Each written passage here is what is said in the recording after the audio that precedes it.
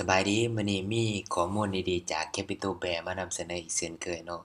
บ่ว่าจะเป็นการสมัครเป็น Affiliate เนาะคือการหารายได้เสริมแบบ Passive Income เนาะกับ Capital Bear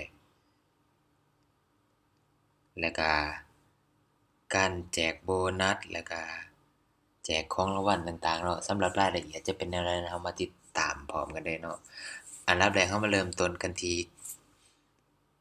การสมัครเป็น Affiliate เนาะซึ่งปัจจุบันนี้ Capital Bear ได้เปิดให้มีการสมัคร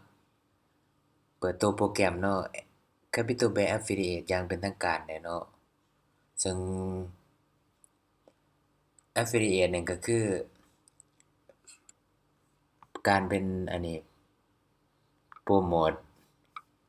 เว็บบล็อกเทรดตัวนี้เนาะ Capital Bear คือเพิ่นจะมีลิงก์ให้แล้วเราเอาลิงก์ของเราไปให้หาเทรดเดอร์ใหม่ๆเนาะให้เขาสมัครผ่านลิงก์เราแล้วเราจะได้รายได้จาก Capital Bear นี่สูงถึง50%เนาะสำหรับวิธีสมัครแม่นรายละเอียดแม่นเรามีคลิปสอนก่อนหน้านี้แล้วเนาะซึ่งสามารถไปติดตามกันได้เนาะวิธีสมัครซึ่งหลังจากเราสมัครแล้วเนาะมันจะมาให้เราหน้านี้เนาะมันจะบอกรายละเอียดเกี่ยวกับอันนี้ของเราเนาะซึ่งตัวอย่างมีคนสมัครผ่านลิงก์เราเท่าไรแล้วก็ติดตั้งโปรแกรมเทรดนี่จักคนเนาะแล้วก็เกี่ยวกับคนฝากเงินแล้วก็รายได้เท่าไรมันจะขึ้นละเอียดซั้นอยู่นี่เนาะสำหรับลิงก์ที่เราจะให้คนสมัครแม่นมาเอาอยู่นี่เนาะเข้ามาหน้านี้ออฟเฟอร์นี่เนาะสำหรับไผที่บ่สะดวกภาษาอังกฤษก็สามารถเปลี่ยนภาษาอยู่นี่ได้เนาะมันมีหลายภาษาให้เลือกอยู่มีอีกภาษาอังกฤษแล้วก็ภาษาไทยเนาะแม่นหามาเอาอยู่นี่เนาะออฟเฟอร์นี่ลิงก์แล้วก็มากดเข้านี่เนาะ get link นี่เนาะมันจะขึ้นลิงก์ตัวนี้เฮาแม่นเฮาเอาซุมนี้เนาะเอาลิงก์ตัวนี้นี่ไปให้คนเปิดบัญชีเนาะและหลังจากมีคนสมัครแล้วมันจะมาขึ้นข้อมูลให้เฮาอยู่นี่เนาะมาหน้านี้เนาะ statistic เนาะแล้วก็ general นี่เนาะมันจะขึ้นรายละเอียดอยู่นี่แต่ว่าของเฮายังบ่ทันมีไผสมัครเนาะสำหรับรายละเอียดการสมัครต่างๆแม่นสามารถไปเบิ่งคลิปก่อนหน้านี้ได้เนาะเรามีสอนละเอียดเด้อวิธีสมัครเป็นแนวใดเนาะแล้วก็สำหรับการถอนเงินเนี่ยมันจะสามารถถอนได้หลาย2ทางเนาะบ่ว่าจะเป็นถอนผ่านคริปโตเนาะหรือว่าถอนผ่านอันนี้นี่เนาะบัญชีที่เราเคยใช้เทรดเนาะหรือว่าจะเป็น wallet สำหรับลาวเราเนาะแนะนำให้ใช้บัญชี wallet เนาะเพราะว่าจะง่ายเพราะว่าการถอนขั้นต่ำผ่านคริปโตแม่นยอดเงินขั้นต่ำนี่มันจะสูงเนาะแต่ถ้าเราถอนผ่าน wallet นี่ขั้นต่ำแม่นจะมีเพียงแต่10เหรียญก็ถอนได้เนาะแต่ว่าเงื่อนไขการถอนเราต้องมีคนเปิดบัญชีผ่านลิงก์เราแล้วก็เขาฝากเงินต้อง5คนขึ้นไปเนาะแล้วก็มีรายได้10เหรียญเนาะนี่รายได้ขึ้นอยู่นี่เราจึงจะสามารถถอนได้เนาะ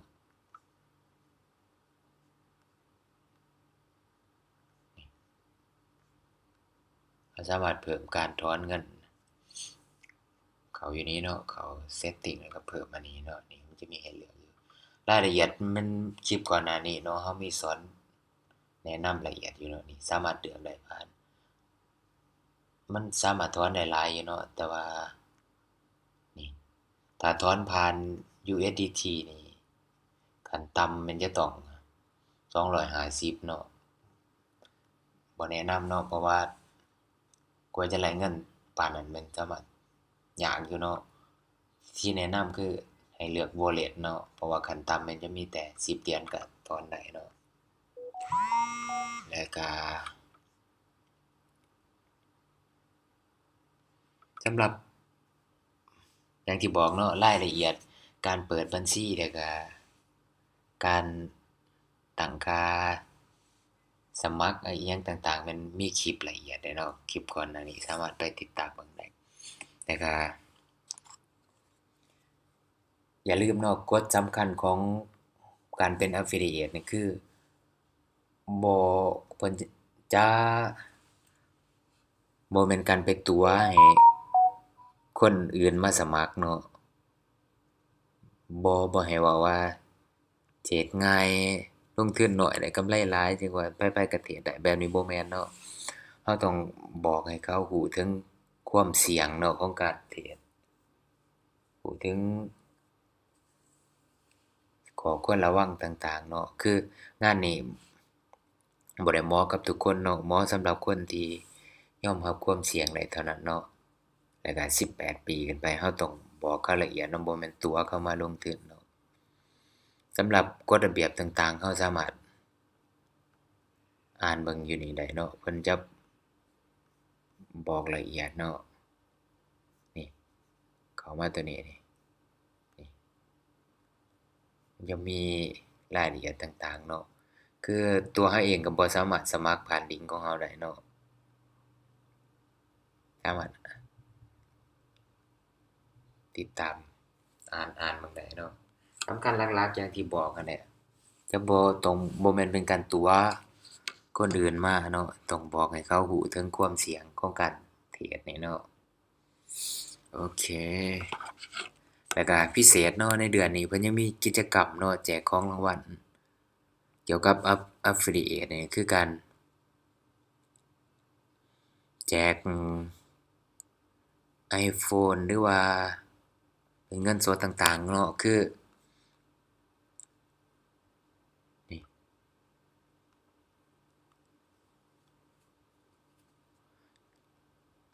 กิจกรรมสำหรับเดือนนี้นี่เนาะสำหรับไผที่หาเทรดเดอร์หน้าใหม่ได้สร้างเทรดเดอร์หน้าใหม่ได้เนาะจากการสมัครผ่านลิงก์ของเรานี่เนาะแล้วก็มี First Trader Deposit ตัวนี้เนาะได้50คนขึ้นไปนี่เนาะแม่นได้รับทันทีเลย iPhone 16 Plus เนาะมูลค่า 46,900 บาทเนาะถ้าเราสามารถให้คนสมัครผ่านลิงก์เราแล้วก็มีคนสมัครคนฝากเงินนี่เนาะถึง50คนนี่แม่นได้รับ iPhone เนาะแล้วก็รางวัลที่2เนาะถ้าไผหา First Trader Deposit นี่ได้30หา49คนนี่แม่นจะได้รับเงิน 8,000 บาทเนาะแล้วก็รางวัลที่3นี่เนาะถ้าหาได้10หา29คนนี่เนาะ First Trader Deposit มันจะได้รับเงิน 3,000 บาทเนาะสำหรับกิจกรรมตัวนี้เนาะมันจะนับเฉพาะแต่ระยะเวลาการหาเทรดเดอร์แม่นเฉพาะแต่ของเดือนนี้เนาะคือเริ่มแต่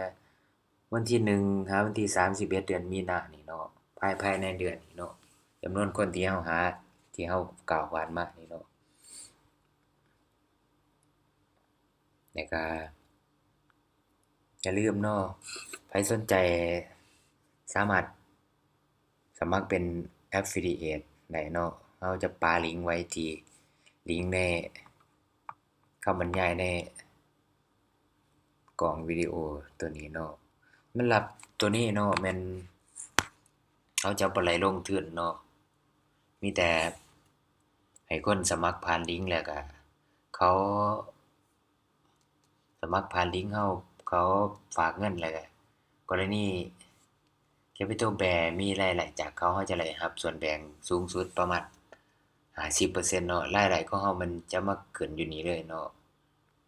นี่จะบอกอันนี้แล้วก็ถ้ามีคนสมัครฮอด5คนขึ้นไปเนาะแล้วก็รายได้ ภายในอันนั้นฮอด10เหรียญนี่มันเราสามารถถอนได้เนาะ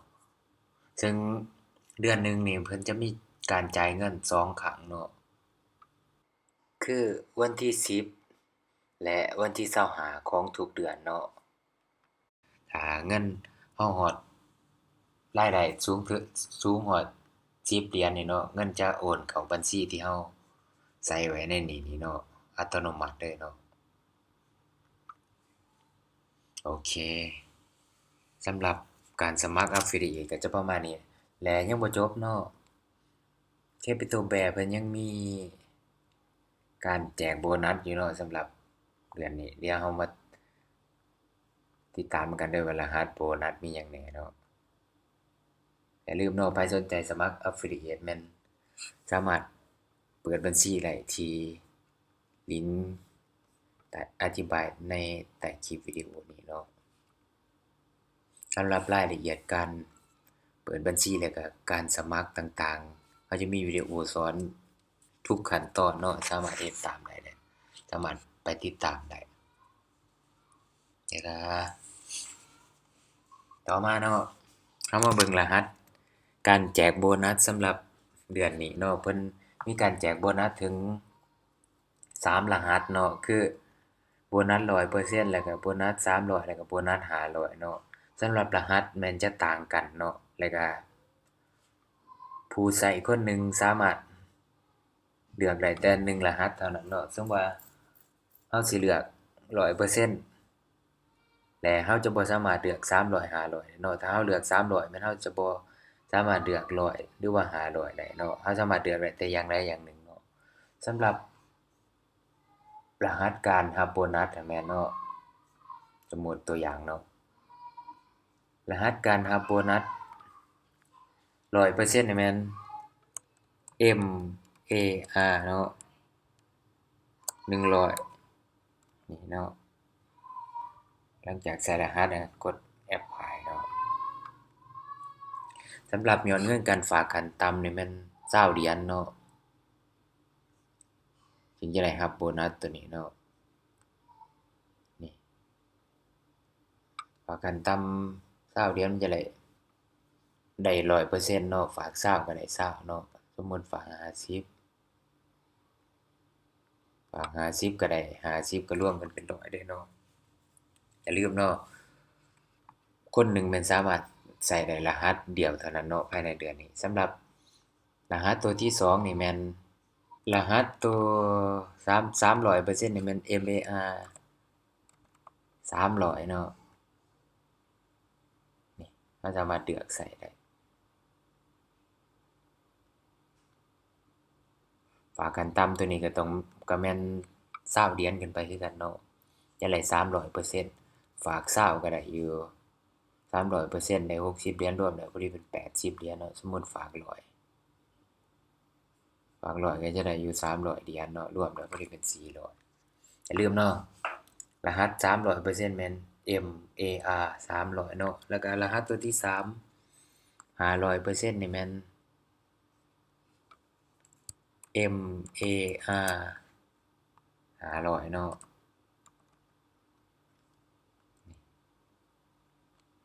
ตัวนี้มันจะได้อยู่500%เนาะฝาก100ก็ได้อยู่500รวมแล้วเป็น600เหรียญเนาะแต่ว่าขั้นต่ำนี่ก็แม่น20เหรียญคือกันเนาะอย่าลืมเนาะสำหรับโบนัสตัวนี้แม่นจะบ่สามารถถอนได้เนาะจะถอนได้ก็ต้องมีการทำเทิร์นตามที่เพิ่นกำหนดมาเนาะฉะนั้นบ่เหมาะกับคนที่จะฝากแบบเพื่อถอนเอาโบนัสเนาะรหัสตัวนี้แม่นเหมาะกับคนที่แบบฝากแล้วต้องการแบบใช้ซ่อมเทรดเป็นเงินจริงอะเนาะ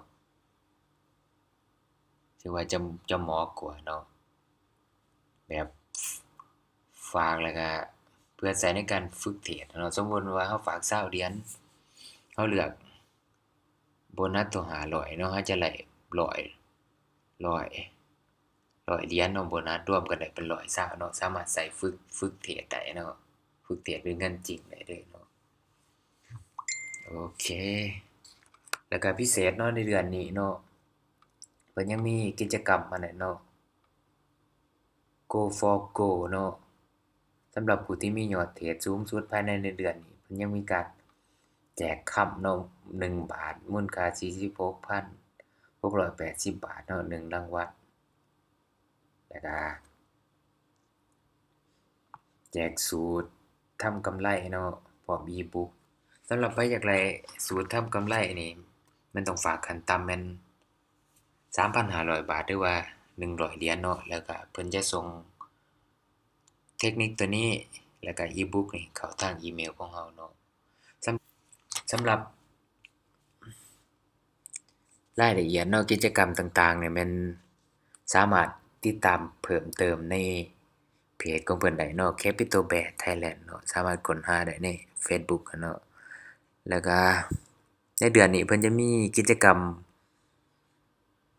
ไลฟ์สดอีกเช่นเคยเนาะคือไลฟ์สดในวันจันทร์แล้วก็วันศุกร์เวลา 3 โมงหา 4 โมงครึ่งเนาะแล้วก็คืนวันพุธเวลา 9 โมงหา 10 โมงครึ่งเนาะสามารถไปติดตามเพจของเพิ่นได้แล้วก็ในในการไลฟ์สดเพิ่นยังมีการแจกของรางวัลอีกเนาะบ่ว่าจะเป็นการแจกเงิน300 บาทเนาะสำหรับ3ท่านที่ทายผลถูกคือมันมีทายผลกิจกรรมที่เพิ่นเล่นในไลฟ์สดเนาะคนลาวเราก็สามารถรับได้คือกันสำหรับโบนัสแล้วก็กิจกรรมต่างๆที่เว้าผ่านมานี่แม่นใช้ได้ทั้งลูกค้าเก่าแล้วก็ลูกค้าใหม่เนาะลูกค้าลาวเราก็สามารถใช้ได้คือกันเนาะโดยบ่ต้องเปิดบัญชีใหม่เนาะอย่าลืมเนาะเพราะว่า Capital Bear ตัวนี้ถือว่ายังเป็นโบรกใหม่อยู่เนาะถือว่าเป็นโอกาสดีสำหรับเราที่จะหารายได้เสริมไปพร้อมกับเพิ่นเนาะคือการเฮ็ด Affiliate เนาะเป็น2ทางแบบ Passive Income เนาะอย่าลืมเนาะไผสนใจสามารถกดที่เปิดบัญชีสมัครเป็น Affiliate ที่ลิงก์ใต้คลิปนั่นเด้อเนาะโอเค